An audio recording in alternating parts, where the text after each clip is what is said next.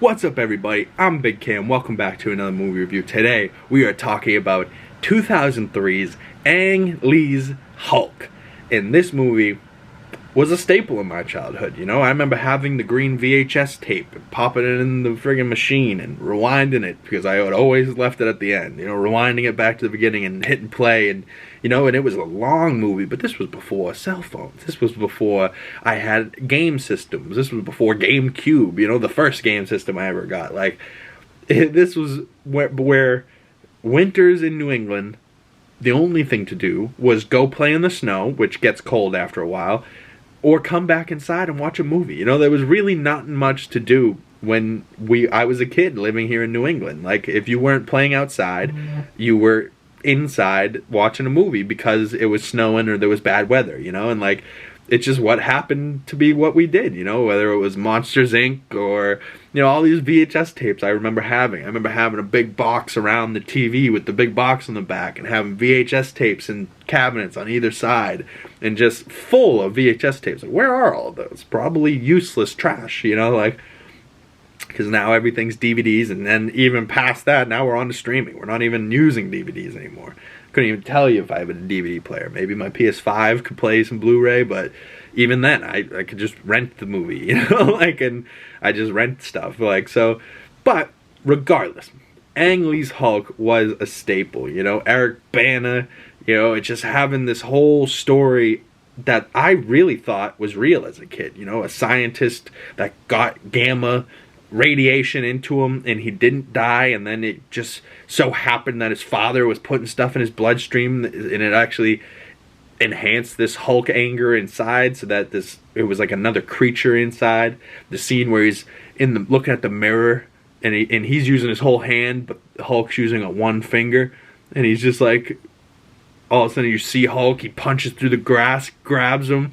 Way before there was puny god, I got puny human, and then like sucks back in, and then he's falling from space because he got stuck on a jet and went up. Like, this movie showed so many different sides of Hulk. Yes, it showed the angry Hulk that gets mad and has a temper and smashes things, but it also showed a Hulk that had, you could almost see the Eric Banner, Bruce Banner in him. You know what I mean? Like, you could see that Hulk was angry, yes, but then he would have these moments where Hulk would sit down and look at a rock and watch algae grow and just see how there was an ecosystem out there. Like, and as a kid that was growing up from a family of divorce and having a tough childhood, having a movie where it was long, but I was interested, you know what I mean? I'd be like, oh my god, look at him Hulk out, and then all of a sudden he's Hulk, right? He's just angry, smashing stuff, but all of a sudden he's just, you know, he's breathing and he's just, and then something bad happens. You see, he gets angry again, right? But then it's almost showing like, hey, he's not just angry all the time, right? Like, he's angry when people make him angry and when he has things to be angry about, like that motherfucker Talbot. Oh, Glenn Talbot in this movie. I think it's something Lucas is the actor, but Glenn Talbot was such a dick in this movie. Oh, I hated him as a kid, and I rewatched this movie last night, and I hated him as an adult too. He plays it so good, like he's just an asshole through and through. But what shocks me in this movie all these years later is this Hulk, right? Like, just how green, and he had purple trunks, you know, he was a comic book accurate Hulk, but like, he doesn't look like the stereotype CGI like I remember. You know what I mean? Like, there's stuff that you can tell is CGI in these old movies, and you go, oh, that looks awful. I really don't know how they did this. You know, like, there's so many things in this movie, like the helicopters flying over the desert that look like they shot a helicopter flying over the desert. Like, there was so much real in this movie that I couldn't tell how they made the fake Hulk. But I also remember the big green Hulk hands that came from this movie, the toys, you know what I mean? And you'd smash, smash, Hulk smash, you know, like they would have little voice coming out the wrists every time you smash something. Me and my buddies had, you know, I'd had two, he had two, or we'd have two and we'd take one each and we'd box each other with it, beating the crap out of each other with these Hulk hands, you know, like that was pinnacle of childhood, having my buddy Leo Frasilla. I don't know if you remember that, Leo. Shout out friggin' way back to when we were kids, grabbing these Hulk hands and just smashing each other. Like, we literally didn't even have two each. We just had one. And we were just like, right hand punch only. You know, like, or I'd have a right, he'd have a left because he was a lefty. And we'd just, like, try and beat each other up, smash each other in the face. It's amazing we didn't have more broken bones or broken noses and stuff like that. But, you know, there is some things in this movie, like how the dogs, like, at first, when I was a kid, all big dogs, this scene made me terrified of. All of a sudden, these big-ass dogs have Hulk powers, and they show up, and they're just, like, big and meaty, and like, they're attacking him. One of them bites him in the nuts, bites him in the arm. This one hooks onto his shoulder, and then Hulk, what I truly love about this Hulk is that the more angry he gets, you could see him getting bigger. Like, and that's from the comic books. That's something, you know, Mark Ruffalo Hulk, we haven't seen really at all. Him gets so, the more and more angry he gets, the bigger he gets. Where the Mark Ruffalo Hulk we've seen has almost gotten smaller and smarter because he's now Professor Hulk. Like, I don't know about y'all, but I need a big angry Hulk back in my life. I need my Hulk smashing. And if they can finally do it, because Universal doesn't have the rights to Hulk anymore, and Marvel can really take the reins on Hulk and make a solo Marvel movie, I don't care if it's with Ruffalo, if it's somebody else. All I'm saying is if we have a World War Hulk movie finally injected into my eyeballs, my life might be complete, you know, and have Scar done better than he was in She-Hulk. Like, that just, him and that terrible haircut, that just didn't do it for me. And I was really liking that show until that point, you know, like that post-credit scene did not do it for me. I was like, really? They're going to give us Scar, but they're going to give us Scar in the worst possible way? And then I saw the concept art that they had for Scar. Like, he could have shown up like a gladiator, like his father was in Thor Ragnarok. That is the Hulk that we all love. Like, that Thor Ragnarok Hulk, like, as much as we love Thor, when we saw that trailer of Hulk kicking out a door, and he's got armor and this mohawk on his head, that was the Hulk that we all wanted and loved, and that was the one. That was it. And then by the end of that movie, he's dumb and he's Hulk. And I actually prefer that dumb Hulk than the smart Hulk now, you know? Like, because at least that Hulk was still smashing things and was funny. Like, it would throw an entire thing and just be like, please stay. You know, like, you know, you see Hulk butt in that movie. Like, there's a lot going on with the Hulk in the MCU. But this is where my Hulk fandom started. 2003, Ang Lee's Hulk. Nick Nolte's father, like, obviously the third act and how this movie ends, the true ending with him being in the not dead, and he's in the forest somewhere helping diseased people, and he's like, this medicine's for these people, and he goes, you don't want to make me angry.